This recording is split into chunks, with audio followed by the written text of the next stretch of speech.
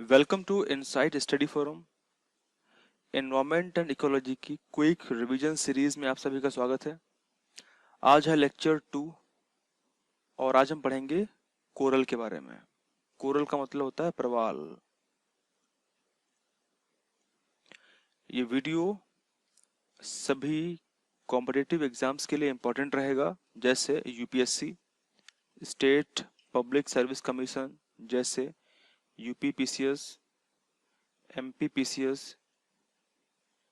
यानी MP PSC, या फिर बिहार पीएससी तथा अन्य state public service commission exams के लिए इम्पोर्टेंट रहेगा।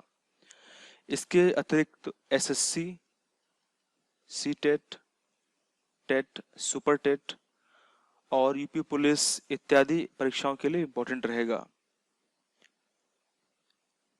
इस लेक्चर में एनवायरनमेंट के इम्पोर्टेंट टॉपिक्स को कवर किया जा रहा है। जैसा पिछले लेक्चर 1 में हमने बात की थी बायोटिक इंटरेक्शन के बारे में, काफ़ी इम्पोर्टेंट है। काफ़ी क्वेश्चंस एग्जाम में पूछे गए हैं। अगर आप प्रीवियस ईयर क्वेश्चंस देखेंगे then you will find most of questions from biotic interaction. तो इस वीडियो का लिंक मैं नीचे डिस्क्रिप्शन बॉक्स में दे दूंगा। अगर अभी तक आपने हमारा एप्लीकेशन डाउनलोड नहीं किया है तो आप प्ले स्टोर से डाउनलोड कर सकते हैं। अगर आपने हमारा चैनल सब्सक्राइब नहीं किया है तो सब्सक्राइब कर लीजिए ताकि आपको लगातार नोटिफिकेशन मिलती रहे, वीडियोस मिलते रहें। और अगर आपको आज की पीडीएफ चाहिए तो उसके लिए आपको हमारा Telegram channel insight Study forum join करना होगा, जहां पे आपको वीडियो की पीडीएफ्स अवेलेबल कराई जाएंगी। तो ये थी कुछ बेसिक इन्फॉर्मेशन। अब चलते हैं हमारे लेक्चर की ओर। कोरल की बात करेंगे हम। What is coral? Coral phylum Cnidaria के अंतर्गत आते हैं और क्लास एंथोजोआ के मेंबर होते हैं। क्लास का मतलब वर्ग होता है। कोरल इनवर्टिब्रेट्स होते हैं। इनवर्टिब्रेट्स का तात्पर्य होता है, देखिए एनिमल्स को दो टाइप्स में डिवाइड किया गया है। एक होते हैं वर्टिब्रेट्स और दूसरे होते हैं इनवर्टिब्रेट्स। इनमें मेजर डिफरेंस क्या होता है? ऐसे एनिमल्स जिनमें बैकबोन पाई जाती है, प्रेजेंट होती है, उनको हम वर्टिब्रेट्स कहते हैं, हिंदी में कशेरुकी कहते हैं। और ऐसे एनिमल्स जिनमें बैकबोन ये एब्सेंट रहती है, नहीं पाई जाती है, उनको हम इनवर्टिब्रेट्स यानी अकशेरुकी कहते हैं। तो कोरल्स क्या होते हैं? इनवर्टिब्रेट्स होते हैं, बिकॉज कोरल्स में कोई बैकबोन नहीं पाई जाती है। जैसे एग्जाम्पल जेलीफिश, सी एनिमोन्स एटसेट्रा, ये सभी कोरल हैं। कोरल के टिश्यू ब्यूटीफुल नहीं होते हैं, ये वाइट होते हैं। अब क्वेश्चन उठता है कि कोरल सुंदर दिखते कैसे हैं? तो इसके पीछे रिस्पॉन्सिबल है एल्गी यानी शैवाल। एल्गी क्या करता है? कोरल के साथ में सिम्बायोटिक रिलेशनशिप स्टेब्लिश करता है। ये सिम्बायोटिक रिलेशनशिप क्या होती है, आइए समझते हैं। देखिए सिम्बायोटिक जो संबंध होता है वो किन्हीं दो स्पीसीज के बीच में एक क्लोज रिलेशनशिप होता है, यानी टू स्पीसीज के बिटवीन एक क्लोज रिलेशनशिप होता है जिसमें एटलीस्ट वन स्पीसीज बेनिफिट प्राप्त करती है। कम से कम एक प्रजाति को लाभ होता है। दोनों को हो सकता है लेकिन एटलीस्ट एक को लाभ होगा ही होगा, तो हम उसको सिम्बायोटिक रिलेशनशिप कह सकते हैं, कहते हैं। आगे चलते हैं। जो शैवाल कोरल्स पे रहता है उसे हम जूजेंथिली कहते हैं। जूजेंथिली परफॉर्म करता है फोटोसिंथेसिस प्रोसेस जिससे न्यूट्रिएंट्स यानी पोषक पदार्थ उत्पन्न होते हैं, और उन पोषक पदार्थों को coral as a nutrient use करता है।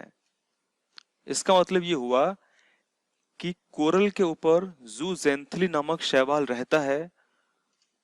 कोरल उस शैवाल को रहने के लिए प्लेस उपलब्ध कराता है, और बदले में जूजेंथली शैवाल कोरल को न्यूट्रिएंट प्रोवाइड करता है। Algae provides food and colour to the coral. Algae यानी जूजेंथली कोरल को फूड तथा कलर प्रोवाइड करती है। तो जो कलर कोरल रीफ्स का होता है वो जूजेंथली द्वारा उत्पन्न किया होता है। अब यहाँ पे क्वेश्चन आता है कि how coral reefs are built, किस तरीके से कोरल चट्टाने या प्रवाल चट्टाने बनती हैं। तो इसका आंसर क्या होगा, कोरल जो होते हैं वो दो प्रकार के होते हैं, सॉफ्ट कोरल और हार्ड कोरल। हार्ड कोरल जो है वो हेल्प करते हैं फॉर्मेशन ऑफ रीफ्स, यानी प्रवाल भित्तियों के फॉर्मेशन में जो हार्ड कठोर प्रवाल होते हैं वो सहायता करते हैं। कोरल रीफ्स फॉर्म होती हैं छोटे क्रिएचर्स द्वारा, जिनको हम पॉलिप्स कहते हैं। ये पॉलिप्स जो हैं ये स्मॉल क्रिएचर होते हैं जो कोरल रीफ्स को फॉर्म करते हैं। ये अपनी बॉडी के नीचे कैल्शियम कार्बोनेट की परत छोड़ते रहते हैं। जब ये छोटे प्राणी मर जाते हैं तब बचती है कोरल रीफ, और उसके बाद में फिर नए पॉलिप्स आते हैं जो उस पर बसते रहते हैं। तो इस तरीके से चट्टान का निर्माण लगातार होता रहता है। कोरल जो होते हैं वो फाउंड होते हैं, पाए जाते हैं क्लीन सी वाटर में, जहां पे पानी एकदम क्लीन हो, वहां पे मोस्टली पाए जाते हैं। कोरल रीफ्स जो हैं वो जनरली स्लो डेवलपिंग कॉलोनीज होती हैं, बहुत धीरे धीरे डेवलप होते हैं इसकी लिविंग ऑर्गेनिज्म की। लेकिन जूजेंथली फास्ट ग्रोइंग एल्गी होती हैं जो कोरल पे रहती हैं। तो मतलब क्या है कि कोरल स्लो डेवलपिंग कॉलोनीज हैं लिविंग ऑर्गेनिज्म की, लेकिन जूजेंथली जो कोरल पर रहती है वो फास्ट ग्रोइंग एल्गी है। अब यहाँ पे कुछ इंपॉर्टेंट पॉइंट्स हैं, जैसे most of the coral reefs are found in the tropical as well as subtropical regions, यानी अधिकांश कोरल रीफ्स चट्टाने पाई जाती हैं उष्णकटिबंधीय तथा उपोष्णकटिबंधीय क्षेत्रों में। कोरल रीफ्स को हम ट्रॉपिकल रेन फॉरेस्ट ऑफ सी भी कहते हैं, क्योंकि बहुत ज्यादा मात्रा में बायोडाइवर्सिटी को संरक्षित करके रखा हुआ है कोरल रीफ्स ने। फिशिंग होती है यहाँ पे, और विभिन्न प्रकार से बायोडाइवर्सिटी कंजर्व यहाँ पे है।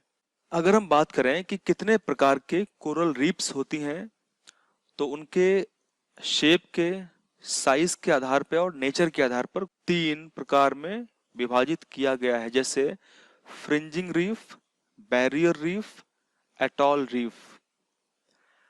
कोरल रीफ्स भारत में कहाँ कहाँ पाई जाती हैं? भारत में कोरल रीफ्स निम्न स्थानों पर पाई जाती हैं, जैसे gulf of Kutch, gulf of Mannar, Lakshadweep, Andaman और निकोबार। तो इन प्लेसेस पे भारत में कोरल रीफ्स पाई जाती हैं।